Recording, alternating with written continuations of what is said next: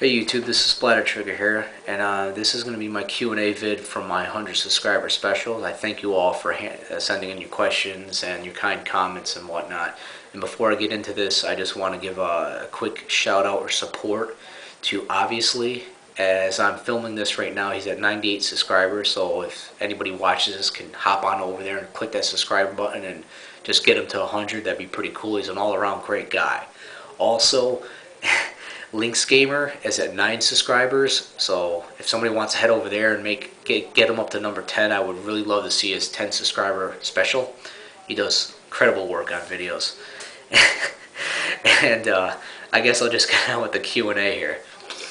28 Steve Ryan asks, if you were given a 5-year jail sentence and you were allowed only one console or handheld and one game, what would they be? And Steve, I'm going to have to go with a handheld and Tetris, just like your choice, because the object would be a high score, because any other game would bore me over that span of time. Or maybe even a pinball game. But I'm going to go with, let's go with Tetris. Tatsplat asks, if you had to recommend one game to somebody new, what would it be and why? Well, I want to go with the original Super Mario Brothers or Zelda for the NES, but I'm going to have to go with the Legend of Zelda Ocarina of Time for 64. And why is because that game pushed the boundaries of 3D format, 11 years ago. It brought a lot of people in. It basically sold the 64. Well, Mario 64 did as well, but Zelda kicked it up a notch, big time. And it's an all-around fun game. I mean, it's by far one of my favorites. I can't really say that yet because there's a couple more questions to ask later on. But you're going to hear a lot of Ocarina of Time, so. Next up is Saint Slayer, and he asks, what is your favorite game system and favorite game for it? It's going to be the Super Nintendo and Chrono Trigger. Nathan's Gaming asks, if you create a game character, what would it be? I mean, what genre, their name, and what would they look at? For a name, I don't know. But I've always liked to write, I used to like to write, I'm really big into fantasy, and I used to write, love to write a lot of stories back in the day. So what I would go with would be a lead female character on a party-based RPG format or so. Something akin to Final Fantasy, because I love how their storylines are in their games. And she would loosely be based off of the Uncanny X-Men's Jean Grey from back in the day storylines, like the Dark Phoenix storyline from the Chris Claremont and John Byrne days. And I really love that storyline. I love like the light and dark motif that they had there, and it created for a great complex character. Now, as for the whole story towards the game, well, I really don't want to get into that now because it's pretty long-winded. Next up would be Obviously.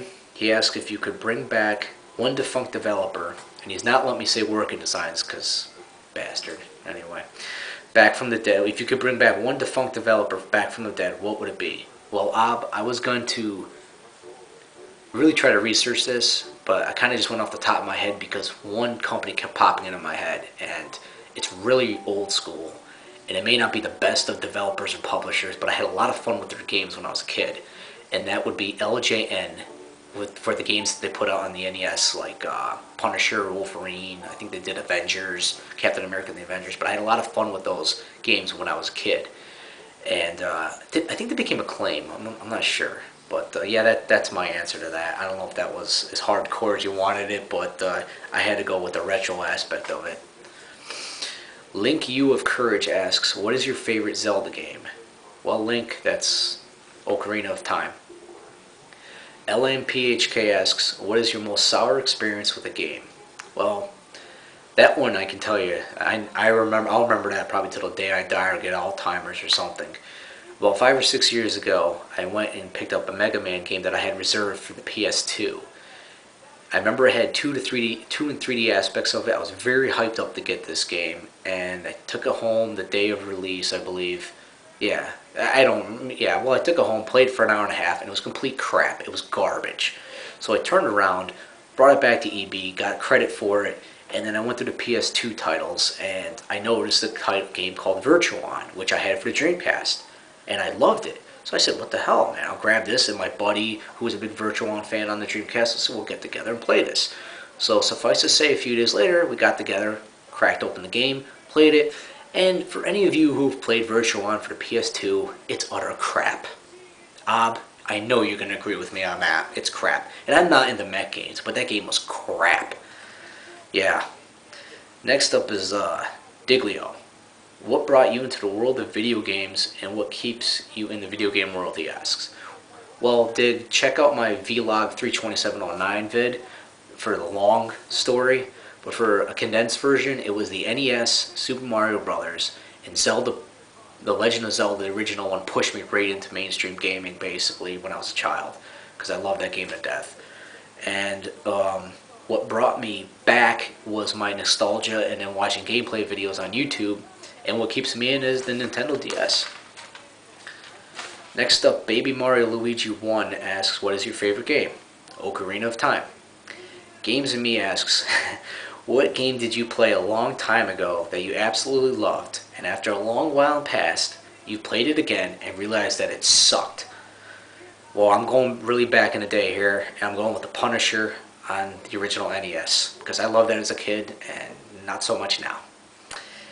Ace Production asks, what if you could travel anywhere in the world, and where would you go and why? Well, besides back to Ecuador for like the 13th or 14th time, I would love to go a lot of places, like Japan. I've always wanted to go like Japan, Egypt, Africa, Italy, Spain. But one country that I think is beautiful, that I would love to see, would be New Zealand. So that's my answer, New Zealand. Comeback Kid asks, what is your most rare, cherished item in your game collection? Besides my work and design stuff, a year ago I would have said my mint copy of Psychoden 2 for the PS1, but I sold that, which I'm kicking myself in the butt for now. I have a import PS2 Berserk branded box, which I know fetches a lot of dollars, and I'm pretty proud of. Might want to say my complete sealed copy of the collector's edition of Borderdown, excuse me. But I'm going to have to go with something that's not all too rare, and that's my Turbo Express, which was basically a portable TurboGrafx 16. And I actually don't have that on me, so you're going to see a vid on that thing probably in a couple of months. Next up is UberPoner930, and his question is, do you prefer gaming pre-PS1 or post-PS1?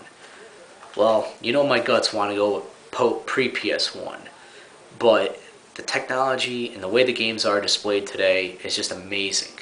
And all the retro gaming from back in the day that laid down the foundation, the majority of it you can get as downloadable content. And even though I don't have an Xbox 360 or a PS3, I love where gaming's gone today, and I'm gonna have to go with post. Finally, Steph's2Dev asks, what is that you love about gaming, and what makes you continue to game? Basically, it's just I love to feel like a kid all over again, and that's why I continue to game. That's what I love it. I just love feeling like, the kid that will never die, that part of me. I'm almost 30 years old here. I'm married with a wife, and with a child. But yeah, it makes me feel like a kid again, and I can't wait till my daughter gets a little older and she can actually sit beside me and play with me, and I could introduce her to everything. But that's it for the Q&A. Thank you for all who put in a question, and if you put it in after this video, I'll just answer you manually by text comment. And I really appreciate the support, everybody. And before I go, I just wanted to give you for me, is what's really awesome news. Hopefully I can get this up before the vid is done. I found out through a couple articles online, and one was published about a month ago, that there's a company coming out, well, that's been out, but hasn't put a game out yet. It's called Gaijin Works. And the reason I bring this up is because Gaijin Works is founded by a man named Victor Ireland. And Victor Ireland was the founder of Working Designs. Well, I guess through rumor and speculation, he said he was creating this company. Nothing's ever come of it. Well, come June 9th, something's coming of it. His first game is coming out for none other than the Nintendo DS, called Miami Law. And I think Hudson and Konami have something to do with it. I don't know how this, there's a preview I've seen online, there's a video, but I don't know how it's going to, on YouTube, I don't know how it's going to turn out. It basically looks like a